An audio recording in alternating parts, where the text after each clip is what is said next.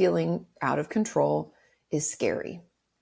And the feeling to need to take it back usually comes from a place of like past trauma. Like maybe you've already had something happen. It could come from your own insecurities. I don't know if I can weather this storm. I don't know if I can do this. Welcome to This Way Up, the podcast dedicated to supporting parents and caregivers navigating the complex world of mental health. I'm Andrea, and each episode we dive deep into the conversations that matter, exploring the challenges, triumphs, and transformative journeys of those facing mental health struggles within their families. Whether you're here for expert advice, inspiring stories, or just a little boost to get you through the day, we've got you covered. So grab a cup of coffee, kick back, and join us as we find the bright spots in the mental health journey, because we're all climbing our way up together. Let's be honest. Most of us like to think we're pretty chill and go with the flow until something doesn't go our way. Then suddenly we are micromanaging, we're over-explaining, or trying to plan ahead, all in the name of feeling safe and easing that anxiety. Well, today we are going to dive into that very human need for control, why we do it, how it shows up in our relationships, and what it's really trying to protect. Today, I have invited Kati Morton to be with us, who I am just so thrilled she is here. I have followed her on YouTube for a few years now, and her work is amazing. She is a licensed therapist, best-selling author, and mental health educator with a global community of over 1.5 million subscribers. Her work helps people understand their emotions, break unhealthy patterns, and really build resilience. Her upcoming book, which is called Why Do I Keep Doing This? And is out December 9th of 2025, talks about this notion of control and explores how we can really break free from self-sabotage. So together, we unpack sneaky ways that control shows up, not just in parenting and caregiving, but really in all of the connections that we have with the people that matter most. So if you like this episode, please share it with your friends and family, and like and subscribe to the podcast. Welcome, Kati. Thank you so much for joining us this morning. Thank you for having me. Excited to be here. I am excited to be here too. And today we are going to talk about control, which I think almost every human on the planet has some measure of control, but it's when it gets unhealthy, either for ourselves or for the relationship or for both. Yes. So I'd like to kind of start with you explaining what control is and how we might see it. The truth about control is that it's an illusion. And it's a precarious relationship that I feel like all of us kind of have with control, because you think like, oh, I have my house under control, or I have my job under control, or I have whatever, my kids under control. That sounds kind of good in some ways. You're like, oh, you got it all together. You're keeping it together. But then if you're like, oh, I have a really controlling boyfriend, or, oh, my friend is really controlling, then it turns into a bad thing, right? And so it's a very precarious relationship that we have with control. But overall, it's really just important as we talk about it to remember that it's an illusion, because the only thing that we truly have control over is ourselves. Nothing outside of ourselves do we have any control over. We can try to manipulate, we can try to encourage, we can try to act in certain ways, to be passive aggressive, hope to get a certain response, all trying to take back that, quote unquote control that we never had, if that makes sense. Oh my gosh. I don't think I've ever put it into that perspective. I have seen that control can mask itself, right? But to say it's an illusion, and then to say could be manipulation or encouragement, is a nice way. Well, I guess manipulation's not, but a nice way of saying that's the way it comes out. Yeah, because we don't know how else to quote unquote take the control back, right? We can feel like, let's say my husband is doing the dishes and putting them away the way I don't like. Okay. Yeah.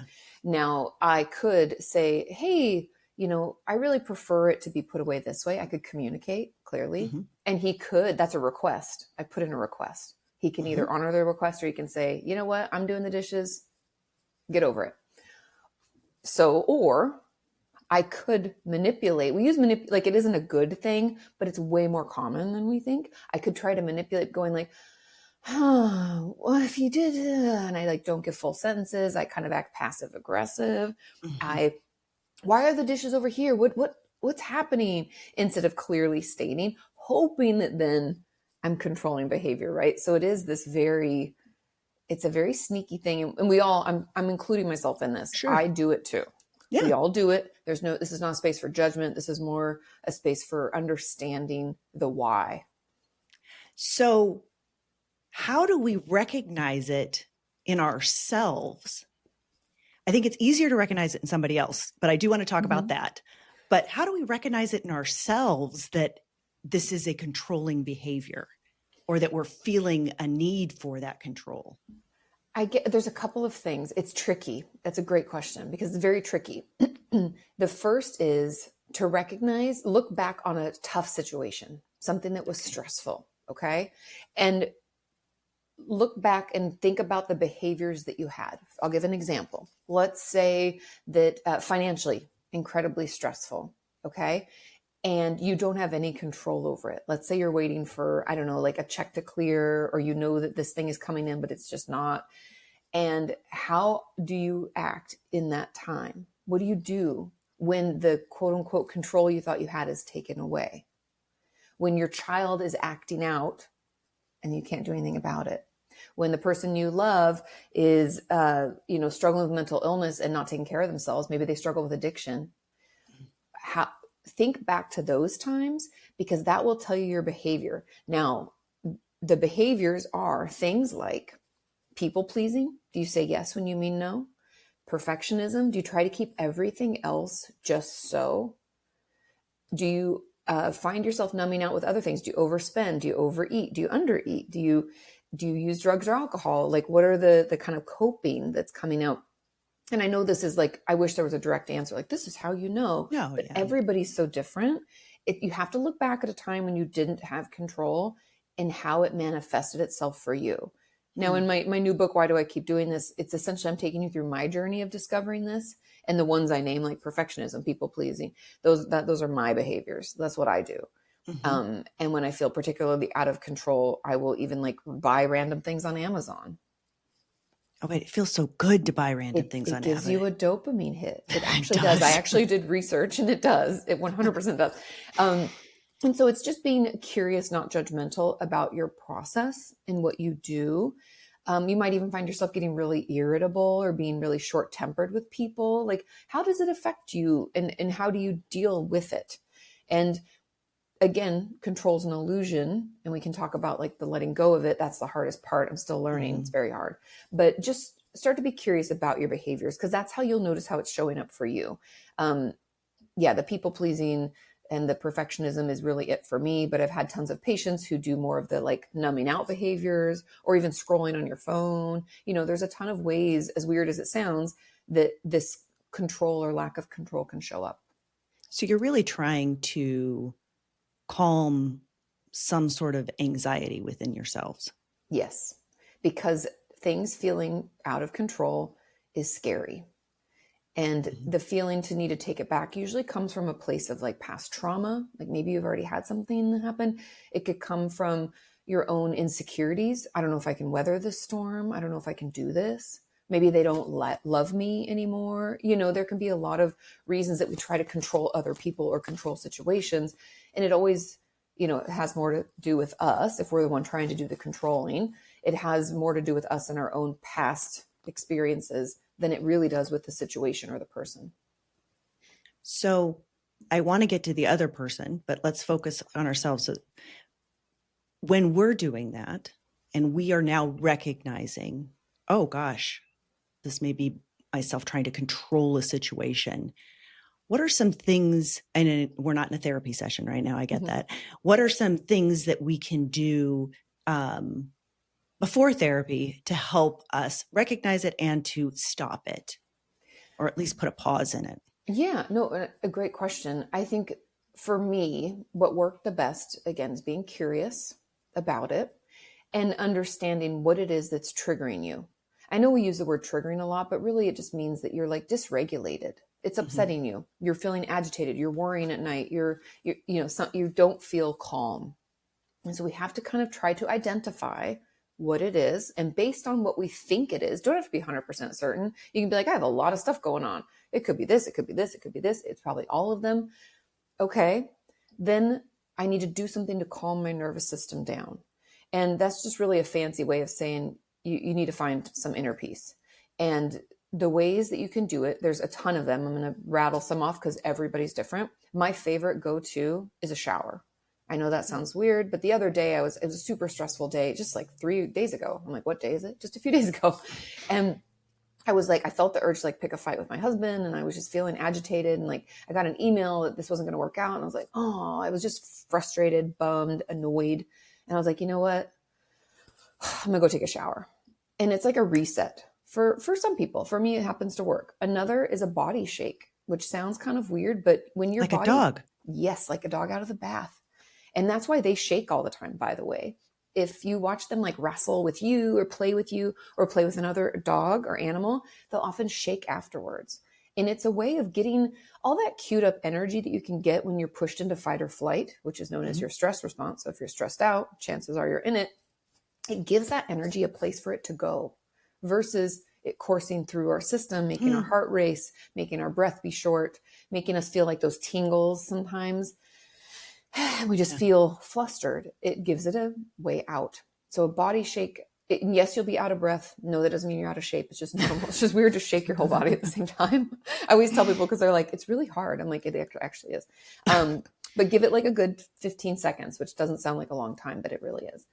Oh, anybody Another, who's held a plank for 15 seconds knows that it's hard. that's a long 15 seconds, right? Longest 15 seconds of your life. And then another fave that I have is temperature change. So it's still pretty warm in most places, but we're getting into winter, so it'll be cooling down.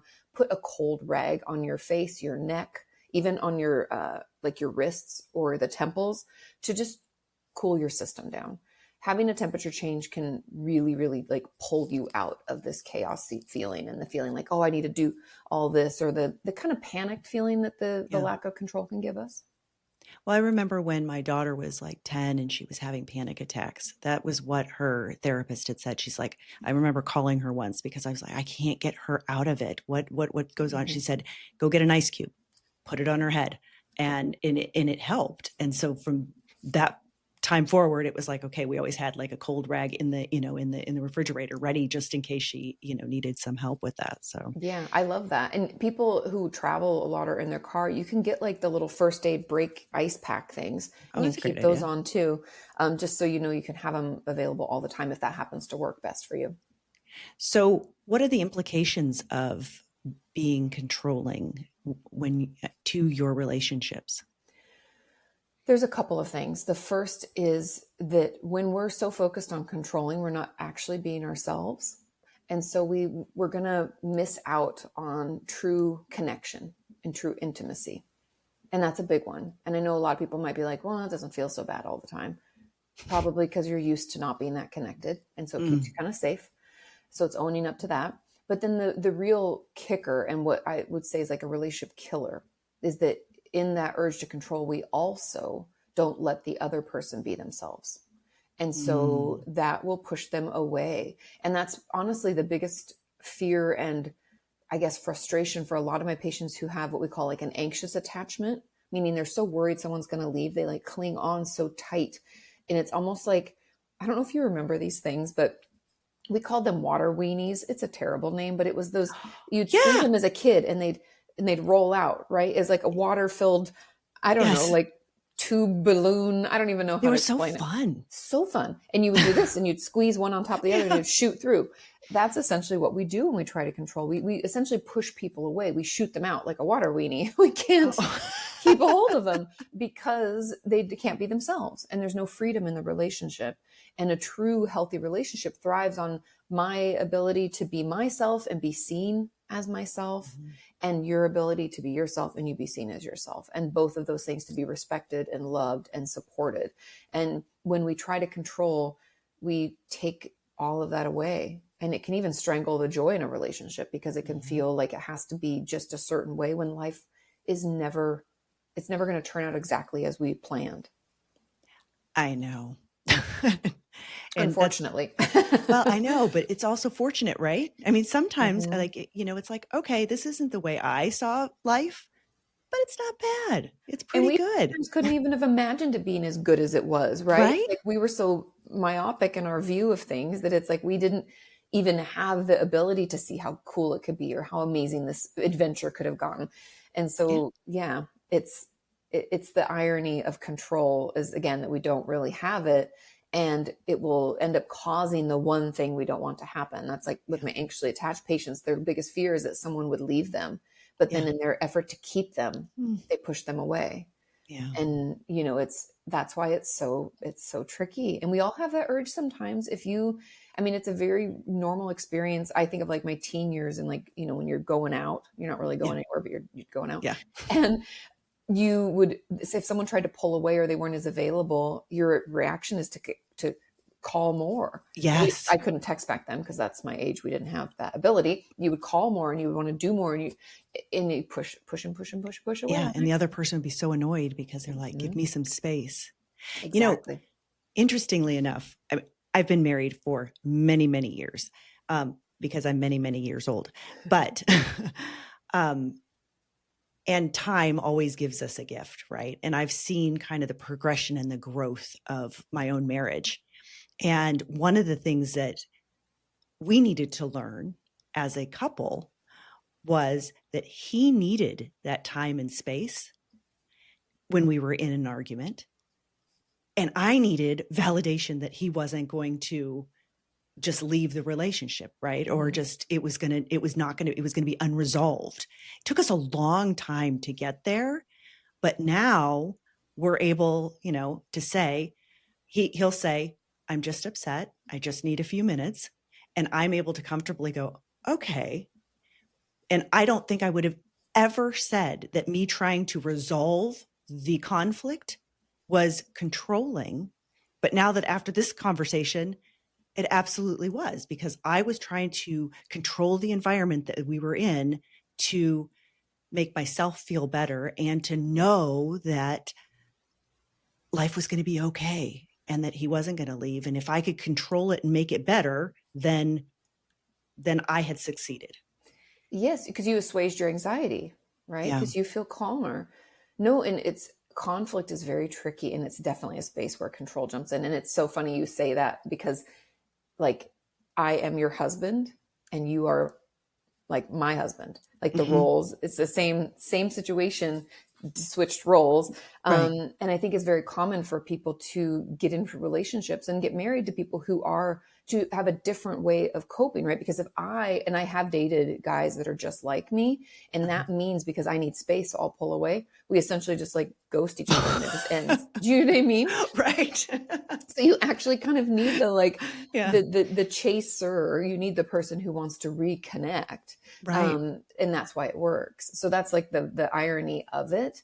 But you're right. It takes time, and I think the big piece when it comes to relinquishing this idea of control in our relationships, it comes with a level of vulnerability, Yeah. and that's what stops us because, especially when I was younger, to like pull away and take that time and then decide to come back to repair that I'm opening myself up to potential hurt, right? I'm opening up to Mm-hmm. the fact that maybe they won't be there. Maybe Mm-hmm. they're already mad and they're like, oh, I thought this was over or whatever, Mm-hmm.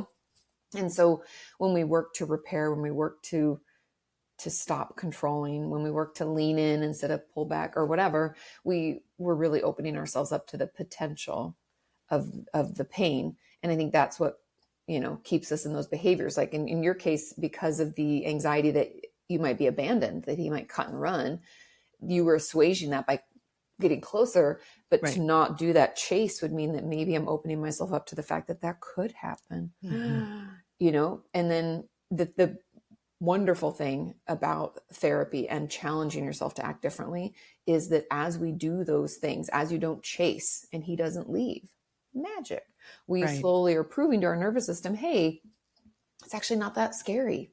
Right. History tells me he's going to stay Yeah. and he'll be there, and it sounds so simple, but it's really hard emotionally and nervous in our nervous system to sit with it. Right. And I think as a parent, different example, when my kids were going through their struggles, Mm-hmm. the harder I tried to fix them, I felt like we weren't moving forward.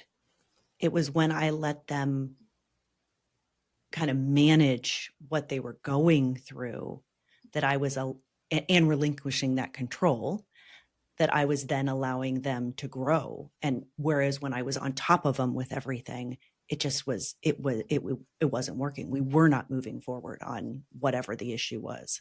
Yeah. And I do find, I'm glad you brought that type of relationship up, because I do find it's the hardest for parents to Yeah. let go of quote unquote control. Because essentially, when you have a baby, you have control for a long period of time, essentially, because they need you for a Right. lot of things. And then this horrible yet beautiful part of our development called teenage years is really when we, as teens, push back to assert our independence, to figure out who we are, to learn how to make decisions on our own, do all those things, right? But as a parent, it's like someone pulling the control away, like without Right. you, and it's very uncomfortable. And you're right that, like, if we try to stay on top of them, we call that like helicopter parenting. People talk about it like that, but I think it's just honestly an adjustment period. I think it's very normal for parents to try to swoop in, but if we don't allow for that independence, for mistakes to be made, for them to push away a little bit and try things on their own, we will slow down their progress. We'll slow down their belief in themselves and their confidence, which isn't what we want to do. But we just don't realize that we're doing it because we're just trying to keep them safe. But then they don't feel like, then the interpreted belief they can have is like, I don't know if I can solve problems on my own. Yeah. And that can be even scarier long term. Mm-hmm. I remember my mother-in-law, she was one class away from getting her doctorate in child psychology. And then she had my husband. It all stopped. But I remember wow. my son was 2 days old, 2 days old. His head's all flopping all over the place. And she says to me, she says, okay, well, now your job is to let him go and to be independent. And I'm like, she does not mean this literally, but Yeah. that was what she was meaning. She was meaning, from this point on, I needed to teach him how not to need me. And as Isn't a that parent, painful? Yeah. oh, it's so hard. I It's can't believe so, she said that so early on. yeah, she was a little direct, but you knew Yeah. where it was, I mean, I knew where it Yeah. was coming from. Yeah. But she was like, this is what, we need to work on. I was like, my God, all Yeah. these hormones are going through me. I do not want You're like, that's the last thing I want to hear. right. But she's right though, like you birth a child and it's almost like they slowly move away from you, Yeah. and at first it's a slower process and we don't realize. Right. But it starts to reveal itself when they like want to dress themselves. Like I remember Mm-hmm. my mom telling me I was super stubborn from an early age, still am. And I was like, I want to wear this. And she'd be like, that doesn't matter. Okay, wear whatever you want. Look like a lunatic. Yep. So you start to feel that from your kids where there's a little pushback. No, they start learning no. Yeah. And so it is a slow, like letting them out, letting the rope out. And so they don't need you. Yeah. Oof. Yeah. Yeah. It's tough. Mm-hmm. So, okay. How do you detect control from a partner or another person, another relationship, especially when it's become so normalized in your life? I mean, that's what I think happens is we normalize, oh, well, okay. And then you don't realize that a behavior is actually controlling. Yes, agreed. And it's a slow warm. It's almost like a frog in a pot. They slowly heat it up, right? People don't usually come in and try to control you right away. You'd run away. You'd be like, Right. that person's crazy or toxic or whatever you'd have to say. There are a couple of things. It depends on what the control is about, because people can try to control who we spend our time with. They can try to control our money. They can try to control what we do for a living, how often we see our friends and family. There's a ton of different ways, right, that people can manipulate and try to control us. I want you to consider, like, take a beat, and I want you to consider if you feel okay doing something on your own. And I say that as like, well, obviously I do. No, think about it. Like if I was like, hey, this weekend, I want you just to go to lunch by yourself. How would that go down? Would that be okay? And how would you feel about it? That's a good check-in, because if someone's trying to control your time or your money, you're going to best believe they have something to say about that. and they're not going to want you to do that.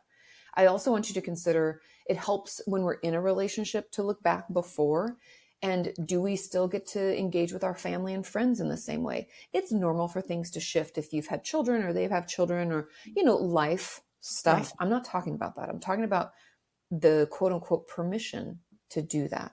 And if you said, I really need to see my girlfriend or my sister or my brother, they're going through a tough time, would the person you're in a relationship with be like, okay, that of course? Or would you even feel like you need to ask permission? Those are all good check-ins. Like, do you need permission? Can you make decisions on your own that aren't big decisions? I'm not talking like I'm going to buy a car or a house or go on vacation. Like, these are just little life things. How free do you feel to be yourself? And I also want you to notice if you feel free to be yourself and speak up for yourself with your partner.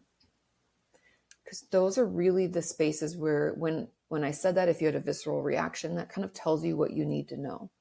And it doesn't mean that it's broken, that it can't be fixed. It doesn't mean that your partner is abusive and terrible. They could be, but this is just a check-in because they might be trying, again, to make sure they don't lose you. And it might be done out of love, but it can really be harmful. And so, it's good to identify and then get into couples counseling, to be honest, is the best next step. So how about so a lot of our listeners are parents of children who struggle with their mental health, and they obviously are struggling with a lot of anxiety and such. How do you as a parent manage some of those behaviors and realize that the child is, being empathetic with the child, that they're struggling and they're developing and this, that, and the other, but at the same time, not encourage that behavior and also recognize that that is a behavior that they're doing to manipulate the situation because they're scared? Yeah, I think the best thing we can do as parents is, and I'm going to say it this way, but then I'll explain, is to call it out. And I don't mean to call it out in like you're doing this thing. We're not judging. We, again, come from curiosity. So you'd be like, I find it really interesting that you came to me like this when I think what you're wanting to do is this. You're asking me this way, but is what you really want is for me to give you permission to do X, Y, Z? Like, just acknowledge it. And then I think there's space, if they'll tolerate it, depends on the child, depends on their age. Then there's space to say, you can just say it to me. You don't need to do it this way. Or you can say, going about it that way means that I might not understand what you really need. It might be easier if you just told me, or you asked for what you needed, or you said what you meant. And I think there's room for conversations like that. And then there's also the piece that as a parent, the best thing we can do is to model the behavior. So if we're wanting them to communicate clearly and to be honest, we have to do that too. And I know it's hard, and I know parents can feel like, oh, I need to hold myself up to this like higher standard. I'm the adult, I'm the parent. That doesn't mean you're not human. And I'm not saying that your child becomes your therapist. That's not what this is, but it's more like, I just had a really rough day. I'm feeling really down. I don't have anything left to give. Can we talk about this tomorrow? Like, you're being honest. You're not just like yelling. And we're also not trying to control. We're just saying, hey, this is where I'm at, and this is what I need from you, in as clear a way as possible. Now, obviously, if our child is having a tough time, that might, it depends on the situation and how much they can tolerate. But at the end of the day, you're still modeling healthy behavior. You're communicating clearly, being honest about where you're at and what you need. And that's what we're hoping to get from them, because children people manipulate in general when they either don't know another way of asking for what they want, or they're afraid if they ask, they won't get it. And so we have to just open up conversations about that and, let them tell you, like, how come you didn't ask me directly? You could ask me about this. Well, I thought you'd say no. If we catch them in a lie or catch them manipulating, just be curious. Don't have to be judgmental. What made you do that? Why didn't you think you could tell me? And listen. So that sounds like great advice even for a couple. It is, yes. It kind of applies across the board, because when we come from curiosity and we try to understand their perspective, then we can actually make things better. It's like listening to learn versus listening to fix or listening to win. You have to be able to hear why, because there's always a reason, even if it seems so nonsensical or irrational. You're like, why are you doing it this way? Why did you have to make this into a big deal? But in their head, they didn't think there was another way. It's interesting. I was having a conversation with a girlfriend yesterday who was having some uncomfortable feelings about another girlfriend. And it was like almost like a love triangle of women, which I thought went away in high school, but it doesn't. It still stays. Doesn't. Mm-hmm. But one of the things we were talking about was her expressing her feelings to her girlfriend and being open about it and how scary that was. And it just doesn't matter what relationship you're in. There is this vulnerability, and her way, I think, if I'm going to take this back, of controlling it was not even to confront it. Is that a different way to control things? Is just to walk away and just not confront something? Yes, it's part of us, again, trying to calm our own anxieties, right? It's kind of that like fear of conflict / people pleasing type of thing where, oh, I don't want to be vulnerable. This feels very unsafe for me, makes me super anxious.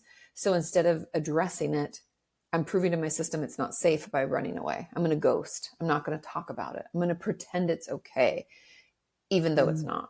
And it's like our own way of like trying to sidestep the real problem, trying to feel okay in a bad situation. It's perpetuating old patterns. Usually I grew up in a family that didn't fight at all, which you'd be like, oh, that's amazing. No, I don't. Like, I thought a fight was like, this relationship is over. Like friendship, dating, didn't matter.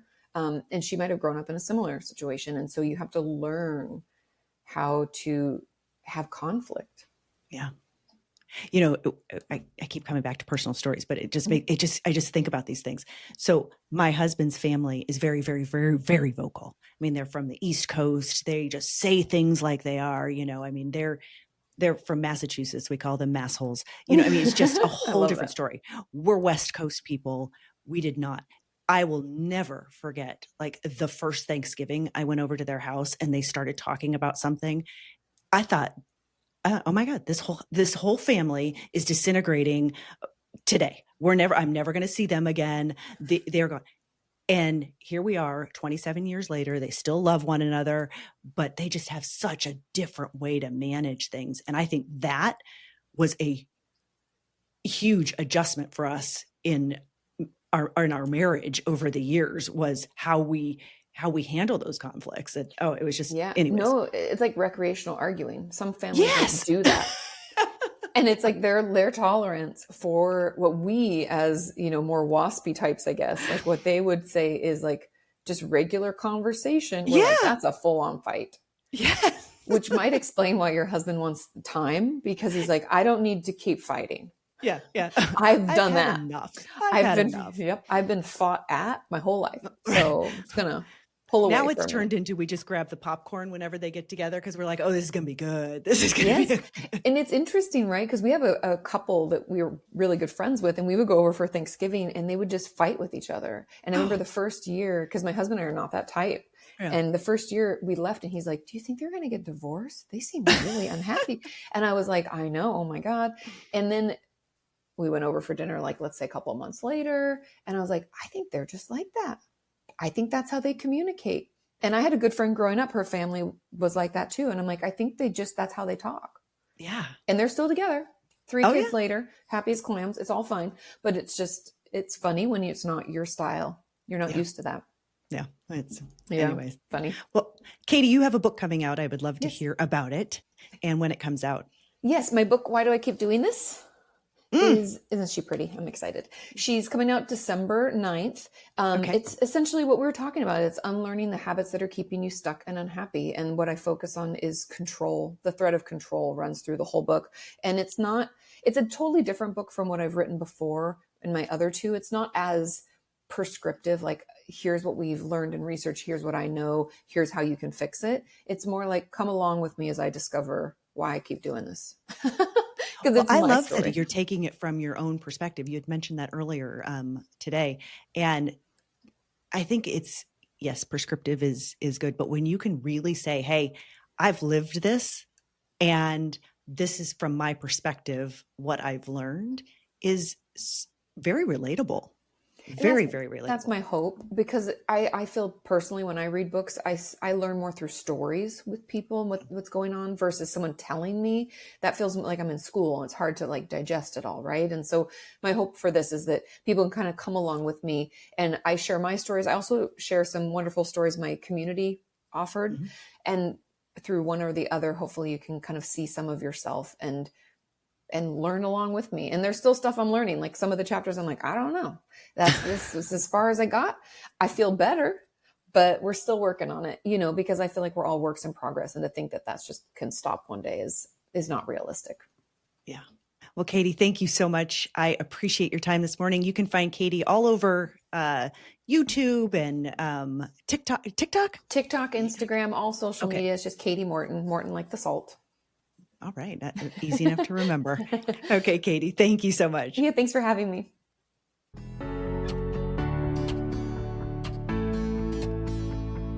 Thanks for tuning in to This Way Up. I hope you're feeling a little lighter, a little brighter, and ready to take on whatever comes next. Remember, the journey of mental health is all about progress, not perfection. So keep climbing. And don't forget to celebrate the small wins. If you enjoyed today's episode, be sure to subscribe, leave a review, and share it with someone who could use a little lift.